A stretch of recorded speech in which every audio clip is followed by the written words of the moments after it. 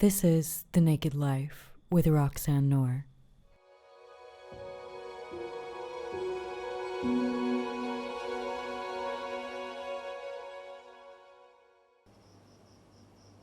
Today's conversation is with a friend of mine named Konstantin. Konstantin is a Russian musician. He's been in the music industry for over 10 years. He produces his own music videos. He's very much the archetype of an artist spirit.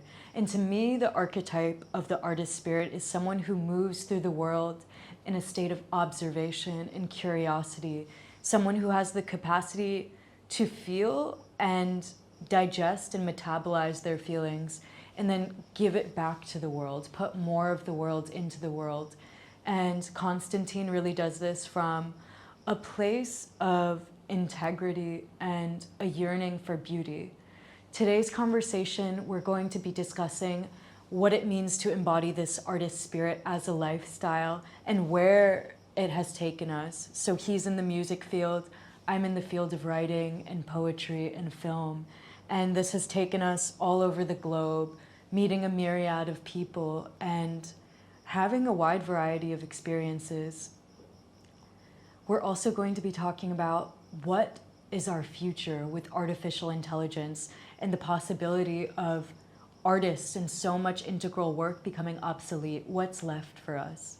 And so today we're going to be discussing some of life's most important questions, which is what it means to be a human and to create, and how to foster an environment that creation is our natural state of being. So let's start. So I've been thinking about this lately. The way I write music and record music is I'm not really the artist, but a manager. And my job is to create an environment for my other self, who is a musician.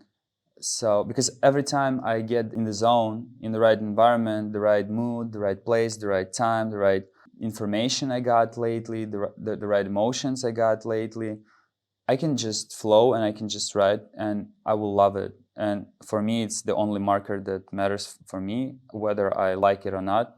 And if I like it, it's a good song for me. It's a finished song. But yeah, it's like much harder to create the environment. And I see this a lot with my friends. Like some of my friends here, they can start writing music here. Like start again, like they did home, because they just can't create this environment. And also, it's a different place.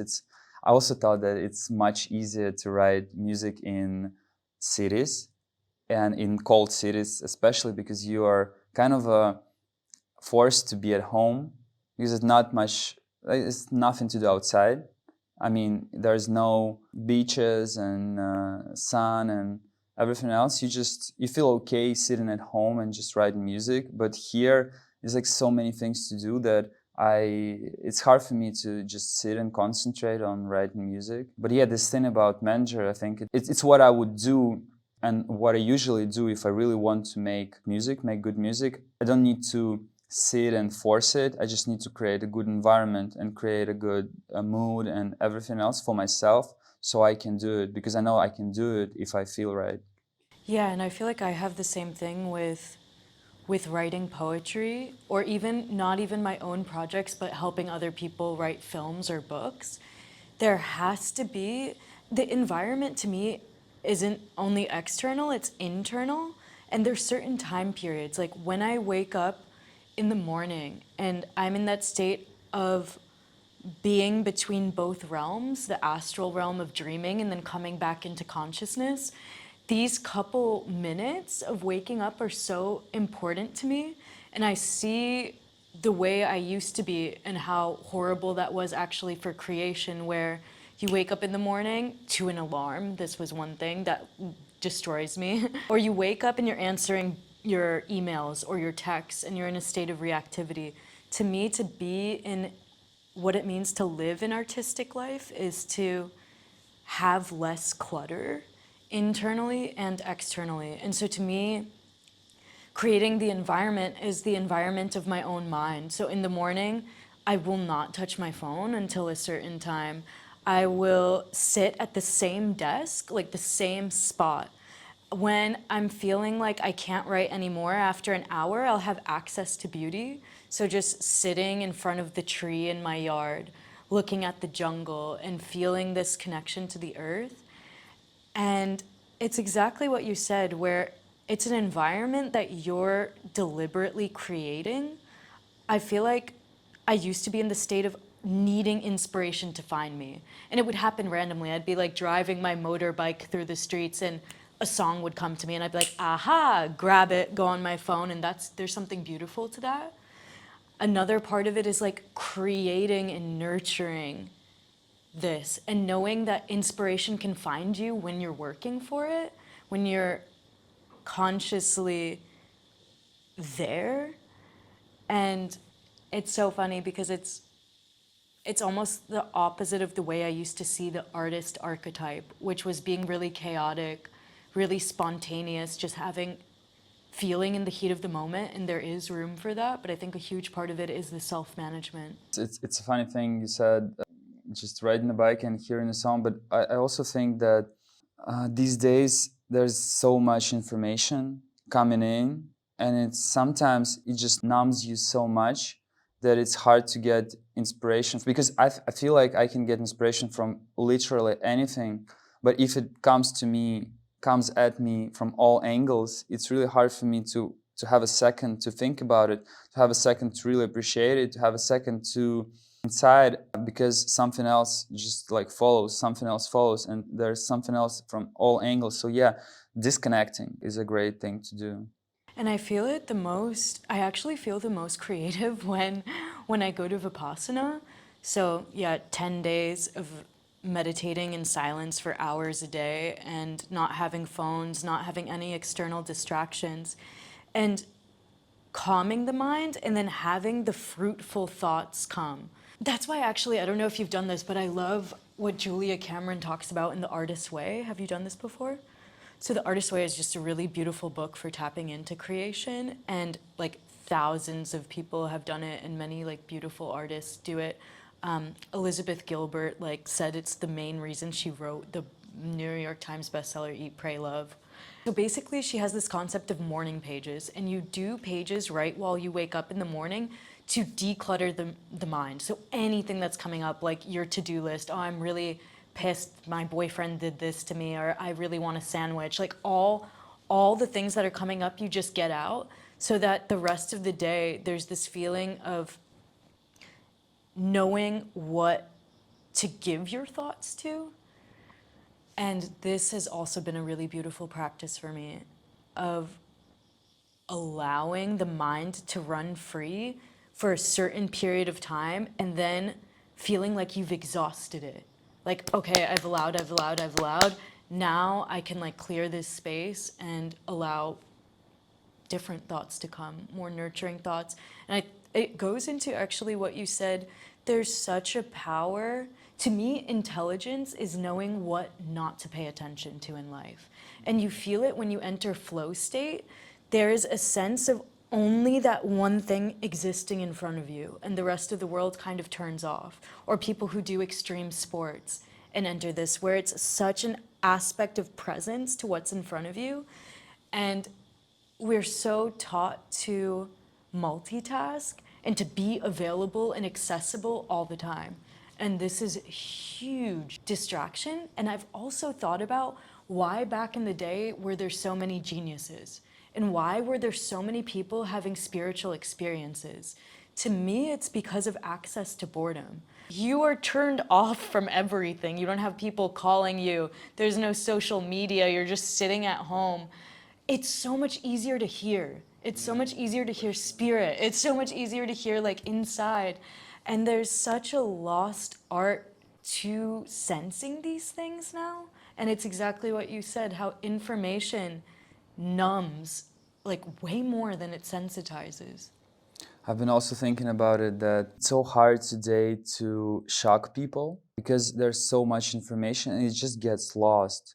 A good example is that, you remember this film Navalny, your friend, you told me that your friends, yeah. So before he went to jail, he released this movie about Putin's castle or wherever, like a huge house he built on like corrupted money. I think he believed that it would shock everyone, but it really didn't, because there's so many things going on here and there, and a lot of things like this happen all the time. And sometimes you see a podcast where people discuss some very niche topic, and they say this is crazy because this happened in this very niche thing and nobody cared. Yeah, because there's like a lot of things, but when you hear it, you realize, yeah, it's crazy. It's like this opioid crisis in the US where a lot of people got addicted to Oxycontin, and nobody cared because there's so much information. They just paid the fine. The pharma company paid the fine, and nobody cared because so many things happen. And I also thought that many hundreds of years ago and thousands of years ago, imagine not having streams of information coming at you all the time. I mean, somebody comes to you with a religion, like a whole book, like a whole huge set of knowledge and of rules. It just makes sense that everybody would follow it. It would be like a gasoline and fire, you know, like a lot of people would just, there's nothing. There's never been for most people this huge amounts of information that like a Bible or a Quran or other books give you, and of course they would like follow it, of course. And this is why these days it's so hard to unite people, because there's so many things. It's so hard to unite behind one thing because there's just so many. And also this clip, or like what is it, clip brain or wherever, like where you're accustomed to changing the topic, changing the Instagram stories, changing it's the goldfish brain. And it's really interesting in this postmodern era that we're living in, that information is fed so rapidly and that it gives illusion of knowledge. You listen, and this is my issue with a lot of life coaches or gurus nowadays, the fact that everyone is one. And having information given to you in 30-second to 2-minute periods, and people digesting that and thinking that they know something, versus actually what it means to study something, which is field research and book research. It's like being there. It's so interesting the way, are we gonna ever have another modern day Dostoevsky or a Tolstoy? Or we might have one, but we'll never know because there's so many things, you know. We might have a lot of them, but it's like the same with music. It might be like hundreds of 10 out of 10 genius albums, but they're just so unknown. It's just like some guy in some small town who recorded it and like uploaded it somewhere, and you will never know. I have a friend, shout out to Zahar, who I met in Novosibirsk, and he releases 150 albums every year. His Bandcamp is limitless. It's endless, and it's all good music. I'm joking with my friends. We should do it like a Zahar Fest, where he would play all stages all day. But it's just all good music, and it's electronic, from like techno to anything, to house to hip hop. He does everything, and he has such a great taste in music and such a great skill because he releases so much music, but nobody knows him. And he just released most of his music to like Spotify, and I just checked, he had like 32 listeners. But he's a genius. He's a real genius. And the time it will take you to go through all his music and just see like the best albums, like the really genius ones, it's just like months. It's months of time, and nobody will do that. I mean, some people would, but this is how it works. Yeah, there's so much information, especially the media, that can be created easily. Like some things like architecture and movies, it's kind of harder to do. So that's kind of gateways, the amounts that it could like possibly create. But other media like music, these days is just so simple. You don't need anything. You just download, sample, like upload it. This is the music. And imagine what it will come to with AI, when you can just kind of paint a picture with words to wherever AI will be, and it will just create a movie, a cartoon, or build a house, or it will be even worse. I mean, in terms of endless, endless, and you will never find this Dostoevsky there, because it's just so much. And even if you find him, you will be overflown with other media, other music, other everything, and it will be hard for you to really appreciate it, because it takes time, it takes this empty space that you feel inside, like that you feel with the art.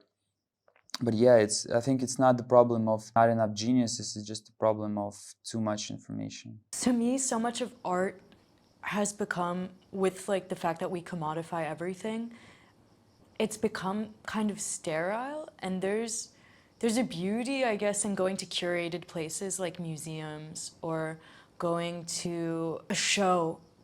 But then there's something about being in the moment. This is what I really love about New York, is having a moment in Washington Square Park and feeling hypnotized by the beauty of what is when someone's just performing, and it's all these elements interacting with each other.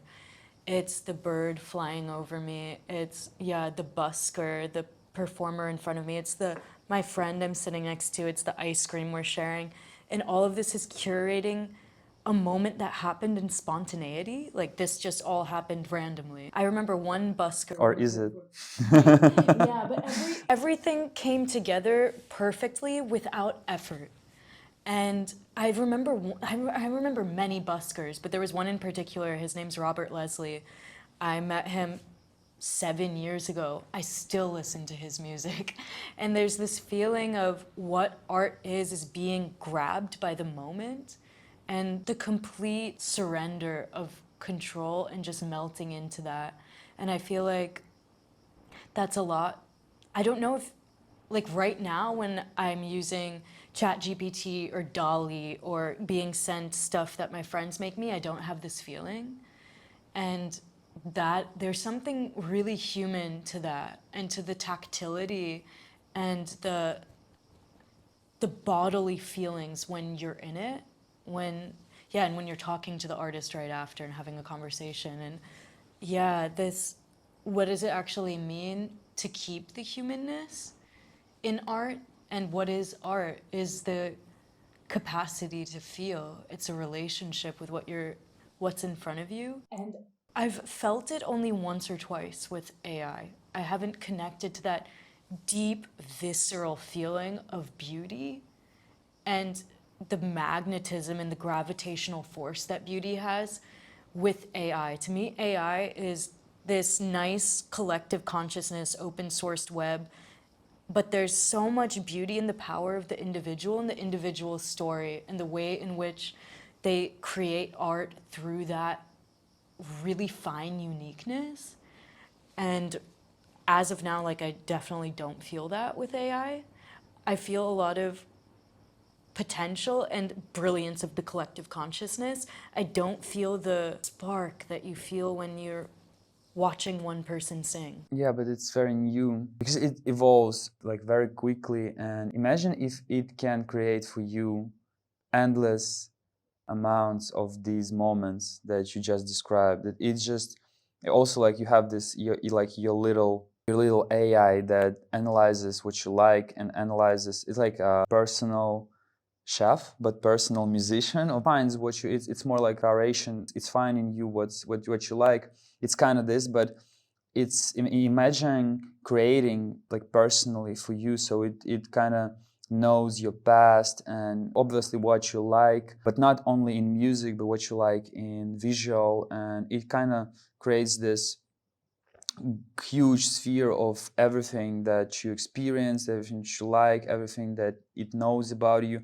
and then it just hits the target every time because it just knows. Because the magic in art, I think, is this chemical reaction that you never know like what it will be between the artist and the audience. And it could be like I think the most magical thing is that I can write a song about heartbreak, and you could listen to it and feel that it's about earth or about like love between you and your mom, or anything else, because it's so, because it could be metaphorical, it could be the mood of the tune, it could be some subtle things that shift you from what I wanted it to be to something else. And it's real magic. It's real chemical reactions going on all the time, everywhere, but they are random. It's like you listen to 10 albums and some of them will hit you and some songs will hit you and some song will hit you in a weird way. I remember like crying, which is like very rare that I really can cry, but I was listening to this song. I don't remember who was, but it's a song about a motorcycle, and he sings that his heart is a motorcycle and it's racing because he wants to love so much and wants to experience love, but it's like tired. It was so childish, and also the song was like very childish. It was this like it sounded like a Casio keyboard, like very childish, and it was out of rhythm a little bit, out of tune a little bit. It was very childish, but also like a huge metaphor for trying to get the most out of love and trying to pursue it and chase it. And I was in the subway in St. Petersburg. I was listening, I was crying, and it just hit me. And I would never. It's not my genre of music. It's not my thing. I was just randomly hit me very hard, and this is how it works. But if like an AI could also, if I could tell it, yeah, this song really hit me, and it could just like produce more. It's like a personal chef, but for music or for any kind of art. And it's also frightening because the last thing we have, if you imagine programs and robots taking all our jobs, the last thing we have is art. And if they can take art, it's really nothing to do except for just abandoning the planet or like abandoning society and just living in woods and starting over. Because I don't know what we will do if there's no real need, or there's no real need in doing anything. There's no need to work, there's no need to create art, there's no need to do anything else. And it's just like you just sit there and you just probably consume, but we all know it's not a good way to live your life. It's like, and it actually seems like the easier life gets for people, the more self-indulgent the pain or the suffering. And I think this is what we see collectively is even like we're one of the first generations to live. I mean, actually, no, not anymore. but so much of life has been plagued by war. And the fact that me as an American right now, not having that, being one of the first generations, it creates like a different type of questioning of what is important in life if there's not a focus on survival. And if we're opening that up, there's beauty in that because then you can focus on things like the arts or whatever, but it's exactly as you said, if it's become obsolete for humans to use, then what is the purpose of living? And it's really funny because I see society moving in two different directions. I see the way we're moving towards the ultimate complexity, how we basically started from nothing and the Big Bang happened and molecules started forming and becoming more matter and bigger and complex. And then the way our prefrontal cortex developed and everything's just becoming more and more, complexified basically because of the mind. And I see us moving, using AI, using technology as this ultimate complexity that ends up destroying us, actually, essentially, because we can't control it. Even people like Elon Musk are writing letters to ChatGPT like, slow down, it's scary. And then there's the other side I see of society, which is kind of the way I see myself living now, or moving more towards that path, which is naturalism, which is like this return back to the fundamentals of existence and kind of the way we started. And if you look at most of life, everything kind of happens in a circle. Like where you end is where you begin again. And it's interesting to think like we will either be our own demise, like the city of Atlantis, when it got so progressive, when the society was thriving the most that it collapsed and broke, or if it's like we just go back to what it means to live with the land again and live simply, because we've reached progress and it still doesn't make us feel good. Then another question is, what is progress itself if we don't have a real clear direction of what we want? And then it's just progress for progress's sake. And the more and more we live in this society, the more and more, and it's exactly what you said, we have so many resources now. What to do with it And it's really funny, like the systems we live in, because everything then becomes something to use. Everything becomes commodified. And if everything is something to use, then everything becomes a transactional game. And I think we all have felt the pointlessness and how vapid it is. And I was actually thinking today about love, like the concept of love in America, where I've lived in New York City, it's so much predatory capitalism. And then coming from an Indian background on what it means to love, most of it is arranged marriages, where it's like, okay, we're part of the same class, the same caste, the same financial background, the same religion, so let's just keep breeding with each other and doing life the same way. And how even the way in which we love each other is through consumption. Like, oh, I love you, let me take you out to a beautiful restaurant, let's consume. Oh, I love you, let me buy you this dress. And how we can come back to this form of what love actually means in the giving of it. Because to me, love is giving. And it's the state where it's scary for most people, because when you live in your heart, the heart just like gives and gives and gives. And that's terrifying. But then what does it mean to actually give in life? And when you live in a capitalistic system, the most important thing you can give someone for safety and security is to provide. And I feel so bad for men. The more and more I go through life, and also because I worked in tantric temples predominantly with men, was this feeling of they're so stressed and there's so much pressure.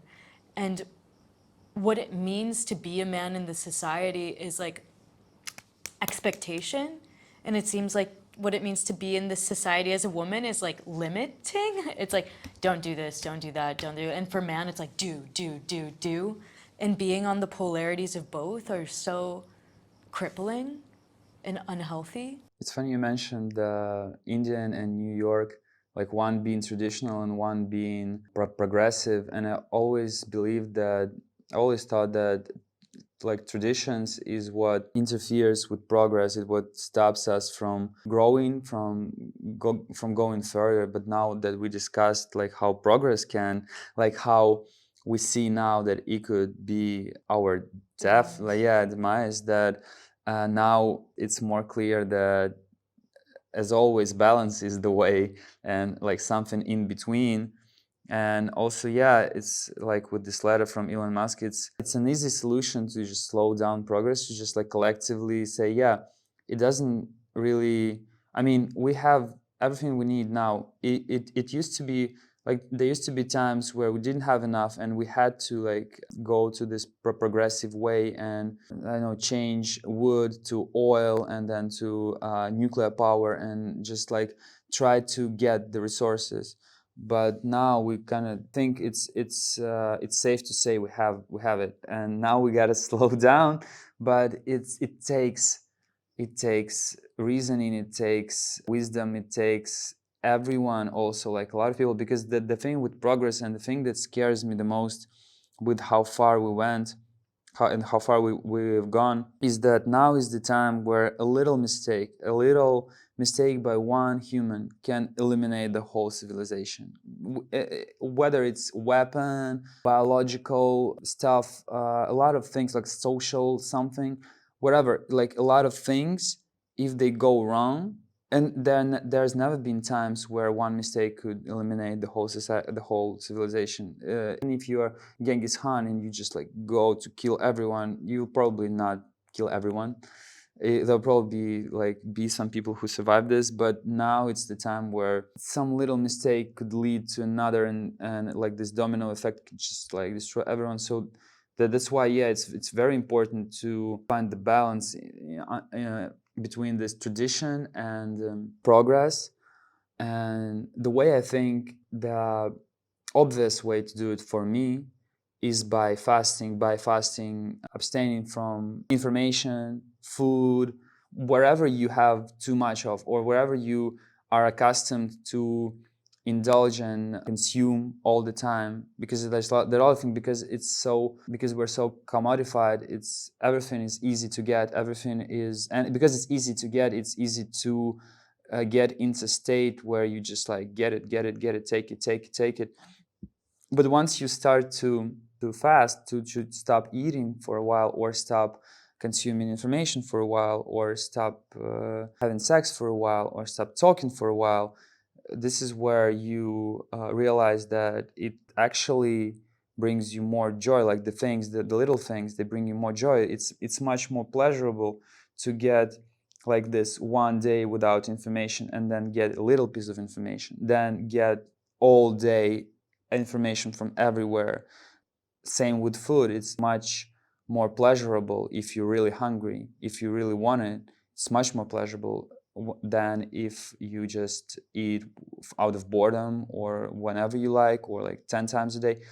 And it's how it works, and it's kind of what we have to learn and we have to teach ourselves, to have this balance. It works on every level. Like once you know how to balance your consumption of like everyday things and like material things, or like information, everything that's here and now, you can subsequently understand how to navigate through this tradition progress thing, how to be in like a perfect balance, because you realize now that you don't have to get it all, you don't have to rush, you don't have to do everything to progress as fast as you can, because it doesn't work. It seems like the more the better. It seems like, and it probably used to be the more the better, but it's not anymore.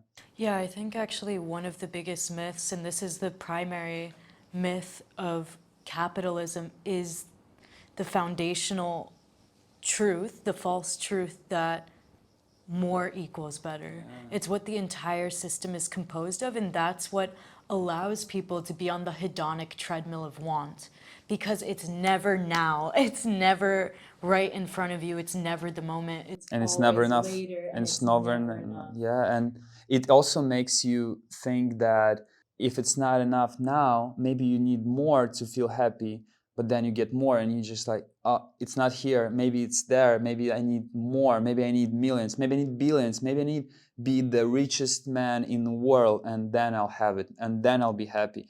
And it's just like, yeah, it's like this treadmill. Yeah. And it's so sad to watch behind the scenes, because there's such a, we put certain figures on a pedestal because we don't know what it's like behind closed doors. And when I was living in Manhattan behind closed doors, I was working for 2 different billionaires. So like eating dinner with them every night, seeing the way they lived, seeing the way the public portrayed them versus like what was actually happening with their children, with their wives, with their mistresses, with all these situations going on. And there was such a feeling of like reading about one in particular in the newspaper, and then seeing the actual what his life was like. And it was so sad, because he was portrayed as someone who you would want that life. But then when you're watching it, you're like, everything is mental. And these people who are billionaires are so spiritually impoverished, because it just, the wanting is like an infection and it never ends. And I watched one of them get an open heart surgery, and still he could not stop working. He literally was just out of his open heart surgery and sneaking in personal assistants to come in so he could work. And the thing is, money as a form of addiction in work is celebrated. So you're pat on the back for killing yourself, essentially. His children, so neglected. Like everything in his life was fundamentally, all the things that we know matter, human connection, like our relationship to our bodies, the way we treat other people, was so broken.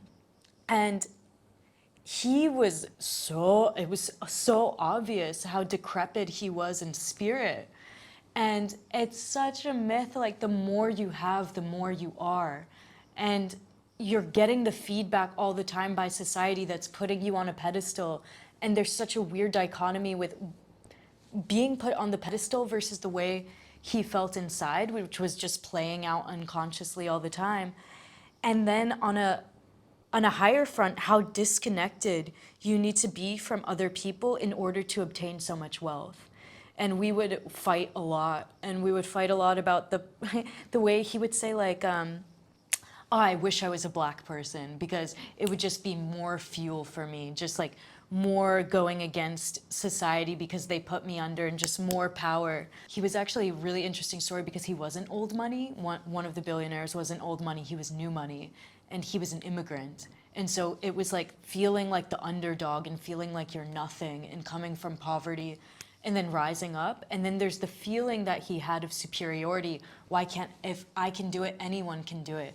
And it's like, sorry, no, actually, you came from a nuclear family that's Asian.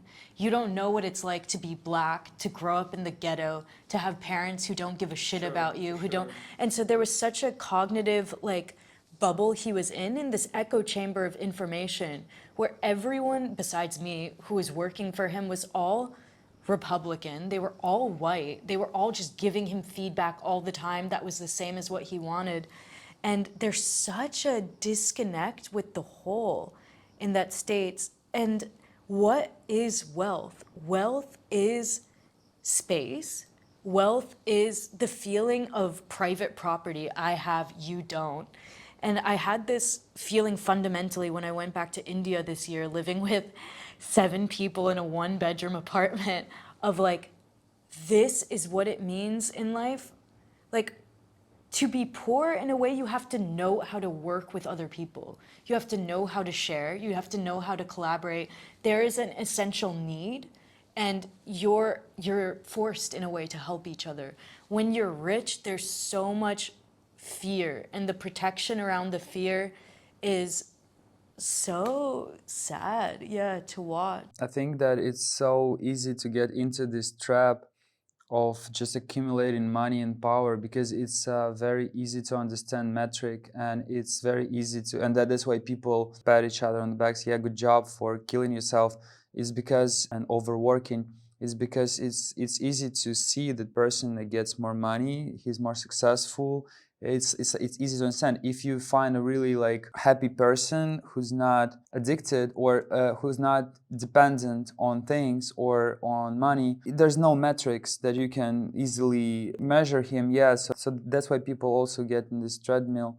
But another thing is with the successful people and like billionaires, and I always thought that being an actor, like a famous actor, is just, it's fun for 10 minutes, and afterwards you can't go anywhere. You can only go to like this very limited circle of other actors or very successful people, because if you just go outside, everybody wants like a piece of you, and it's just so hard. And I think they all realize it after a while, like, wow, I just want to go to a shop, I just want to go to a normal place and just be there. It's just so limiting that you can go, like, you can't go to like a Central Park if you like Leo DiCaprio or wherever. You just can't. You just like, or you have to have like bodyguards or whatever, and it's not exactly the same experience. The last thing you were talking about, the being in a bubble, yeah, it's very important, and it's what I see like back in Russia and in a lot of places.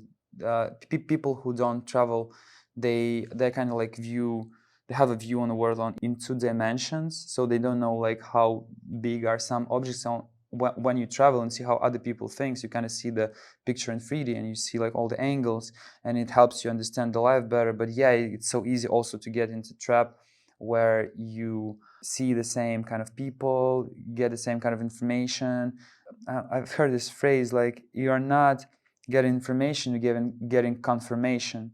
So you're like your thoughts are being confirmed, and you just see the same media, you just talk to the same people, and you think that you got it figured out, but it's just in your circle, it's just in your like very limited group of people that it works. And yeah, it's also very easy, and I feel like it also would help for the society in general and for a lot of people to just travel, to just go to or talk to different kinds of people, because since I was a kid, I loved all kinds of people. I would talk to like really like punk rock musicians and hippies, and also like very intellectual kind of like kind of audience, and everyone, and it just gave me the understanding of how different life can be, and um, how just by viewing it from different angles helps you navigate life and helps you understand subtle things, because you just saw it from different angles, and you communicate with people and you see how they see the thing, and it gives this thing more volume, and you see it more subtly, and it helps a lot. And it would help a lot of people if they would travel more and just connect to more like different people. Yeah, I think what all of us need, and life will give it to people sometimes who don't travel, but there's something about actually being shaken up by reality. One thing that I think would help anyone traveling is losing the feeling of righteousness. Because, for example, being an American, a lot of most Americans don't even have a passport. And there's this feeling like we are the best country. We are doing it the best. There's no need to travel because other countries, they're dangerous, other countries are poor. And then you go to those countries and you see the capacity people have to have nothing and be happy. You see the way in which there's nothing that's wrong and it's just different. And to me, even more than traveling, what's important is like being on the ground with the people. And from a really young age, I was hitchhiking, I was traveling alone, I was going to different countries and living alone. And this was so fundamental to who I am today because of the feeling of never really knowing. Like this feeling of being able to taste life in all its variety and know that there's no stable place to, there's no ground. It's all relative. It's not like, I'm right. And even when I think about, there's one film I really, really love. It's called White Right Meeting the Enemy. It's this woman named, her last name is Khan, and she, she goes and she lives with, people in Charlottesville who are like extreme Nazis. They're part of the KKK, and she's a Muslim woman. And she lives with them, and she's not trying to change them, but just through being with them, literally half of them drop out of the KKK by the time 1 or 2 months is over, because they just had access to a real Muslim, because they weren't watching the TV screen that told them about jihad or whatever it was, and they were with her. Just being with a Muslim was enough for them to drop their entire ideology of 25 years. And this is why it's so important to have access to people who are different from you in life, so that you can be purposefully shaken up. Like, I don't know what's right. Yeah, I know what I feel, and it's not what someone can tell me to feel. And this is what is so sad the most about, yeah, mainstream narratives, is the being forced to feel in a particular agenda that's owned by the same 6 companies throughout the whole of American history. And it's like, no, I want to trust my own experience. And it's so important. Yeah, travel is like, I think, probably one of the most important things anyone can do in their life. For sure, for sure. Also, you can't really do something else instead. It's not interchangeable. It's the thing that works the best for to get another perspective, to realize that there's more to it. There's always more to it. Even if you think you understood everything, there's always another angle. There's always another way of living. There's always another truth. There's always another everything. And yeah, it's nothing that you can find as powerful as traveling and like going to different culture, to meeting different people, like talking to them, seeing how they are, seeing how similar you are and how different you are, and how it's what makes you human and what makes this life beautiful, because it's same and different at the same time. I would say that, yeah, I love watching the differences in the way in which there is the interaction with life, but all of the essence of what we want as humans is all the same. And there's something so beautiful. Some of the best moments I've had with people is in the space beyond words, when it's about music, when it's about dancing, when it's about communication beyond thought, and just being with someone and just actually sharing space, cooking a meal together. That's why I loved growing up so much Anthony Bourdain. Yeah. No He reservations. always talks about it, how food can bring people together, and it's very beautiful. Yeah, in this connective tissue of life, which is so much more than just the words and the feeling beyond the words. And that's also why hitchhiking was super important to me, because to me, it was the aspect of what it means to really be human, which is to trust. I've been told my whole life not to trust strangers, to be a small woman, and like, yeah, life is something to be feared. Life is something that you should have a man beside you for protection, and to say like, actually no, I'm gonna just hitchhike this whole country by myself. and and really being so attuned to this space beyond words. And there were a couple rides I get where the person wouldn't say anything. It would be the way they looked at me, and I'd be like, no, and let the car go. And feeling the attunement of when to trust, and then when you're in the situation, surrendering fully. And some of my best experiences in life, there's been multiple times that I've hitchhiked with people and ended up living with them for 3 weeks. There's been multiple times I've been walking on a beach and meeting someone that's camping and then ending up living with them. And feeling the humanness of the fact that you can trust people, that so much of what was regurgitated to you was wrong. And to come into this, yeah, to me, the opposite of life is fear. And the only way I can really love life is to trust her. And it's not blind trust. It's attuning yourself to the moment, and how travel, having a wide variety of people in your scope, and just having that experience after experience will help you to sharpen that intuitive trust and to use it, and to, even when you feel like life has betrayed you in certain moments, to still have that fundamental knowing that it was something you needed to experience. Yeah. I always felt like I'd better get burned, like metaphorically, than live in fear. Like every time I got scared of something, I always realized that I need to do it. And the quicker I do it, the better, because the fear will grow. And if I don't do it now, next time it will be harder. Next time it will be harder. Next time it will be harder, because it will just grow. And yeah, doing it and trusting and taking chances, and also experimenting and doing different things. It's what life is probably about. And just hiding yourself from experiences, and living in fear, and being afraid of people, being afraid of places is just a miserable way of living life, I think. And the quicker you can get out of it, the better for you. It opens so many doors. I think it's a good way of wrapping it up. I think so too. Live a life beyond fear. Yeah, when I really think of freedom, yeah, I just, because fear, and thinking of it on a somatic level, fear is a contraction. And when I feel it in my own body, fear is a contraction.